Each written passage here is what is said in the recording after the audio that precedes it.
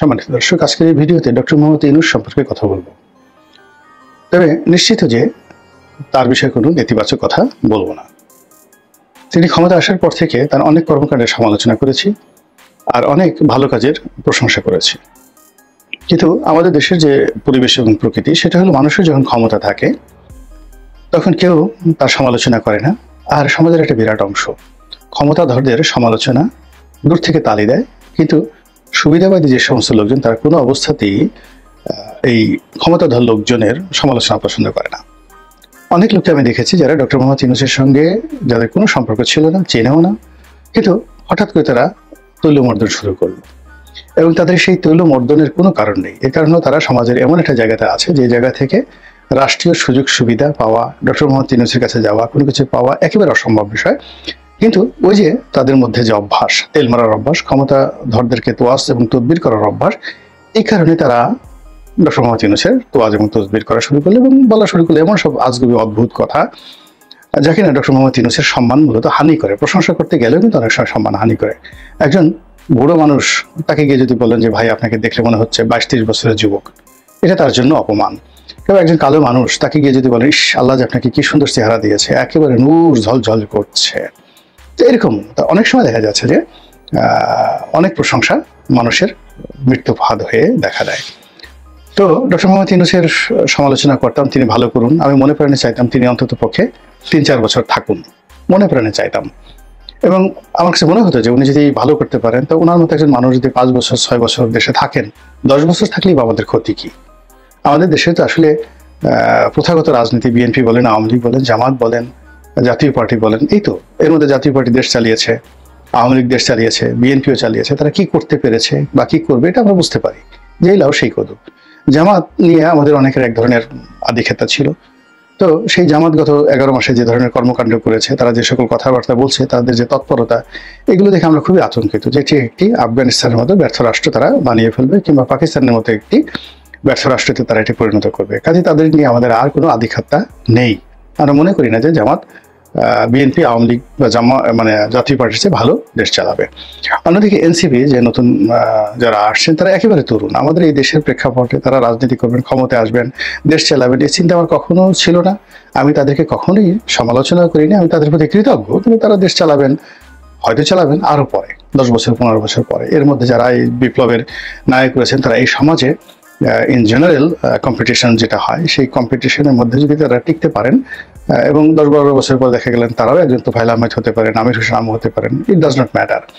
তো এইভাবে আমি আসলে তাদেরকে নিয়ে আলোচনা করতাম, সমালোচনা করতাম, ডক্টর মোহাম্মদ ইউনূস এবং তার যারা লোকজন আছেন। কিন্তু এখন আমার কাছে মনে হচ্ছে ডক্টর মোহাম্মদ ইউনূস জীবনের একটা, তার রাজনৈতিক যে জীবন বা এই রাষ্ট্র ক্ষমতার যে জীবন, এটার একটা প্রান্তিক সীমায় অথবা একটা সন্ধিক্ষণে চলে এসেছেন।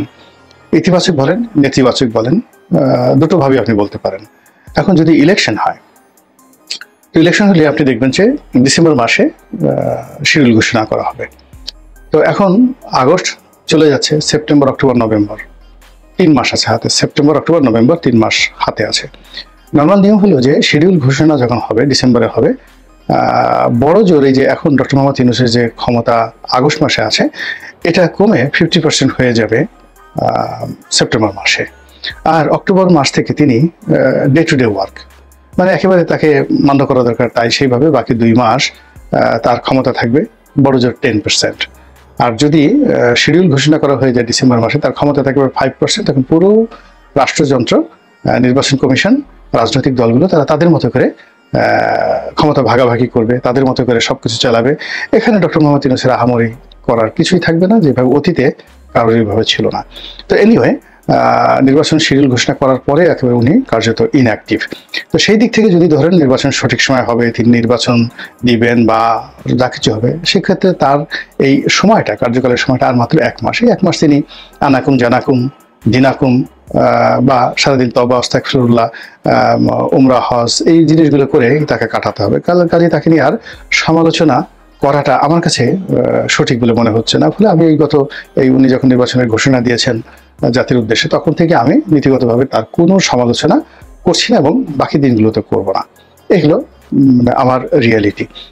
একজন দুর্বল, একজন অসহায়, তাকে নিয়ে আলোচনা করে লাভ কি? যখন একজন মানুষের ক্ষমতা থাকে, দাপট থাকে, তার সঙ্গে তখন আলাপ আলোচনা করা যেতে পারে। এমনকি উনি যদি চলেও যান ক্ষমতা থেকে, যাওয়ার পরে ওনার এই কার্যকাল নিয়ে আমি আলোচনা করব না। এর কারণ হলো তার সবচেয়ে দাপটের সময়গুলোতে আমি তাকে নিয়ে আলাপ আলোচনা করেছি। এখন যদি নির্বাচনের যে শিডিউল রয়েছে সে অনুযায়ী নির্বাচন না হয়, নির্বাচনে অন্য কোনো জটিল অবস্থা তৈরি হয়, কিংবা ধরুন ডক্টর মোহাম্মদ ইউনূস আরও ক্ষমতায় দীর্ঘদিন থেকে গেলেন, বা বিরূপ একটা রাজনৈতিক পরিবেশ পরিস্থিতি তৈরি হলো, এমন তৃতীয় পক্ষ চতুর্থ পক্ষ আসলো, সেখানে ডক্টর মোহাম্মদ ইউনূস ক্ষমতায় থাকতেও পারেন, নাও থাকতে পারেন, তো সেক্ষেত্রে কি হবে? সেক্ষেত্রে একই অবস্থা।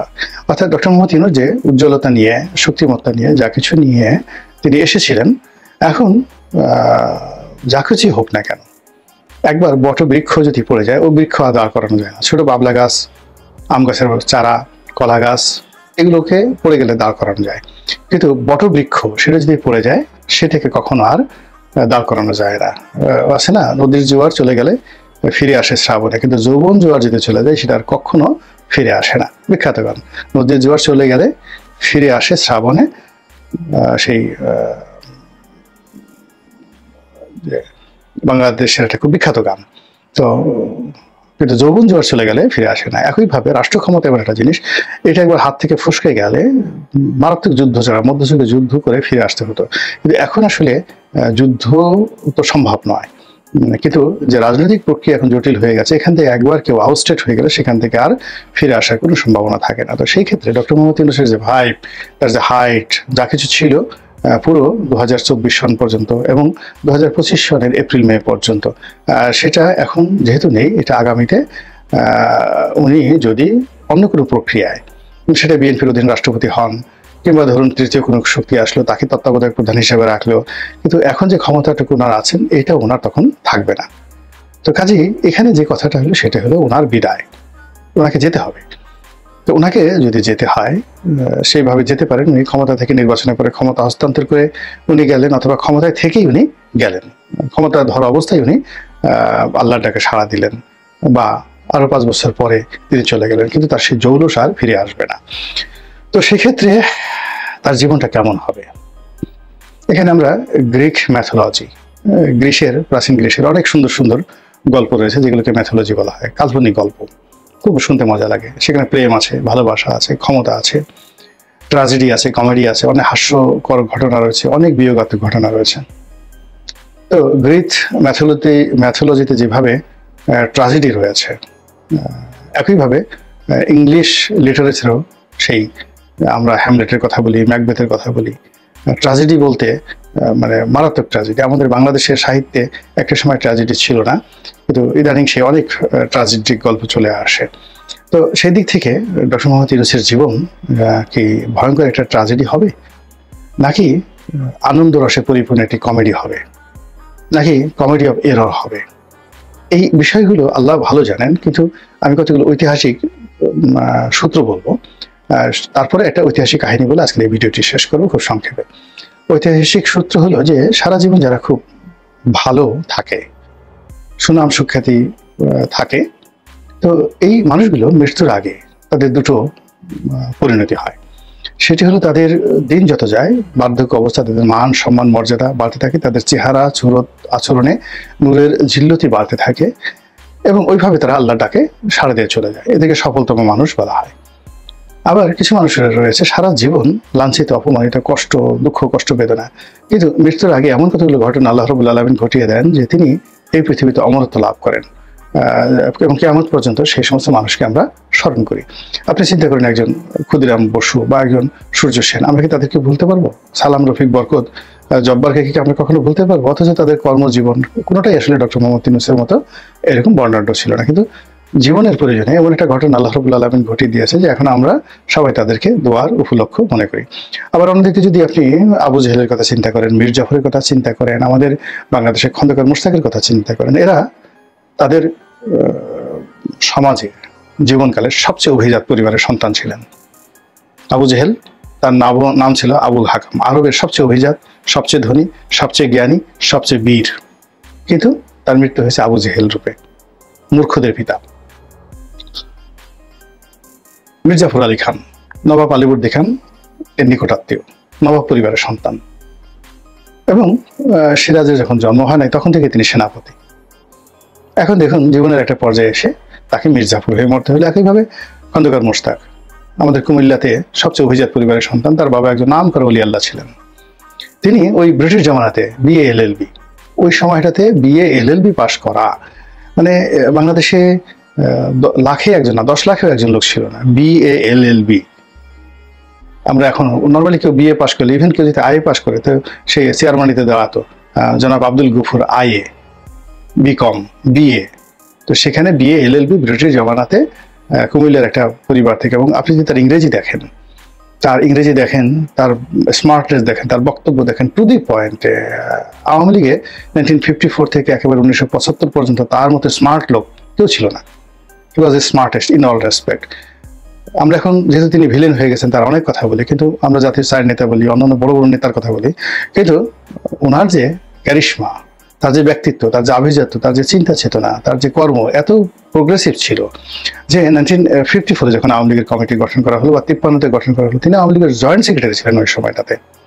তো এনিওয়ে বঙ্গবন্ধুর সঙ্গে তার বন্ধুত্ব ছিল, কিন্তু বঙ্গবন্ধু হওয়ার পরে যখন রাষ্ট্রপ্রধান হলেন তখন তিনি মানে ওই পর্যায়ে চলে গেছেন। কিন্তু আগ পর্যন্ত আওয়ামী লীগের মধ্যে খুব অল্প কয়েকজন অভিজাত লোক ছিলেন। আমাদের ফরিদপুরের ঠ্যাঙ্গামারির আব্দুল হামিদ চৌধুরী ছিলেন, এখানে যাকে বলা হয় এই খন্দকার মোশতাক ছিলেন। এরা সত্যিকার অভিজাত, অ্যারিস্টোক্র্যাট। আর বাকি যারা দেখেন তারা মধ্যবিত্ত। আপনি দেখেন যে আমরা তাজউদ্দিনকে নিয়ে এত কথাবার্তা বলি, একজন সাধারণ নিম্ন মধ্যবিত্ত পরিবারের সন্তান গাজীপুরে। আমরা সৈয়দ আশরাফের বাবা সৈয়দ নজরুল ইসলাম এই যে স্কুল টিচার। আপনি ক্যাপ্টেন মনসুর সাহেবকে বলি, একেবারে গিয়ে দেখেন ক্যাপ্টেন মনসুরের আগের কোনো জেনারেশন আপনি কোনো খোঁজ খবর পাবেন না। হ্যাঁ, কামরুজ্জামান সাহেব যেটা ছিলেন উত্তরবঙ্গে, ওই যে লিটন, মেয়র লিটন ওনার বাবা, তো তাদের পরিবার এই কয়েকজনের মধ্যে তুলনামূলকভাবে ভালো, কিন্তু খন্দকার মোশতাকের পর্যায়ে নয়। তো সেই মোশতাক কি হলো, জীবনের শেষ প্রান্তে এসে তিনি ভিলেন হয়ে গেলেন। এখন ডক্টর মোহাম্মদ ইউনূসের যে সুনাম সুখ্যাতি সারা দুনিয়া তিনি তছনছ করেছেন, তছনছ বলতে পজিটিভ অর্থে। তিনি যেখানে গেছেন সম্মানের ডালি তার জন্য ছিল, তিনি যেখানে গেছেন সব হিসাব উল্টে গেছে। ফুটবলের মাঠে তিনি কিংবদন্তি, ক্রিকেটের মাঠে তিনি কিংবদন্তি, তিনি যেখানে গেছেন সেখানে আলোকিত করেছেন। এবং তাকে মানে কেউ আপ্যায়ন করে তার সাথে কথা বলে যে কোনো মানুষ সম্মানিত বোধ করত। তো সেই মানুষটি আমাদের এই সিংহাসনে বসেছেন, আমাদের এই সিংহাসনটাকে তিনি সম্মানিত করেছেন। Doctor Mohammad Yunus our chief adviser, এটা আমাদের একটা গর্বের বিষয় ছিল। তো তার এই কালে মানে দীর্ঘ সময়টাতে তিনি চেষ্টা করেছেন নানা রকম, এগুলো নিয়ে মূল্যায়ন হবে আরো অনেক পরে, কিন্তু আলটিমেটলি তিনি যখন যাবেন তখন সেটা কেমন হবে, ভালো হবে, ট্র্যাজেডি হবে নাকি মানে কমেডি হবে।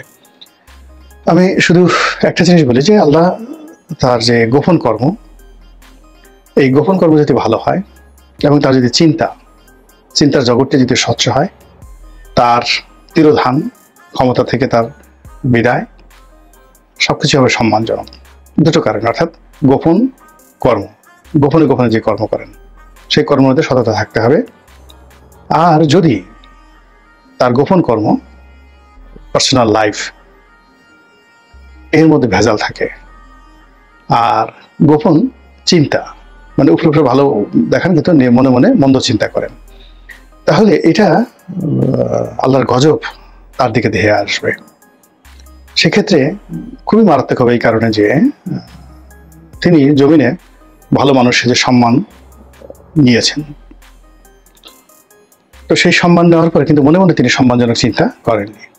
তিনি সমাজে এমন একটা জায়গাতে চলে গেছেন যে সেখানে বসে তার গোপন যে কর্ম, সেই কর্মের মধ্যে অশ্লীলতা, অশ্রাব্যতা, বেআইনি কর্ম কিছু যদি থাকে, সেটা চ্যালেঞ্জ করার মতো শক্তি এই সমাজের ছিল না। ফলে সমাজে যারা বড় মানুষ তাদের গোপন কর্ম খারাপ হলে আল্লাহ গোসায় থরথর করে কাঁপতে থাকে।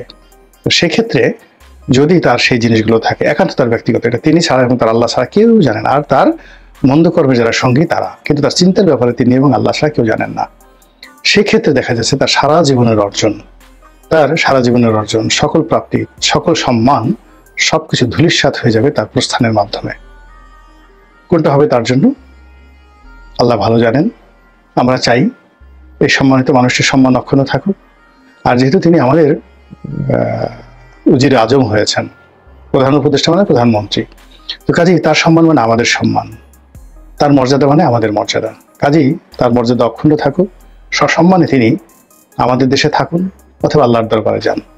সম্মান অক্ষুণ্ণ থাকুন এই দোয়া করছি। আসসালামু আলাইকুম ওয়া রাহমাতুল্লাহি ওয়া বারাকাতুহু।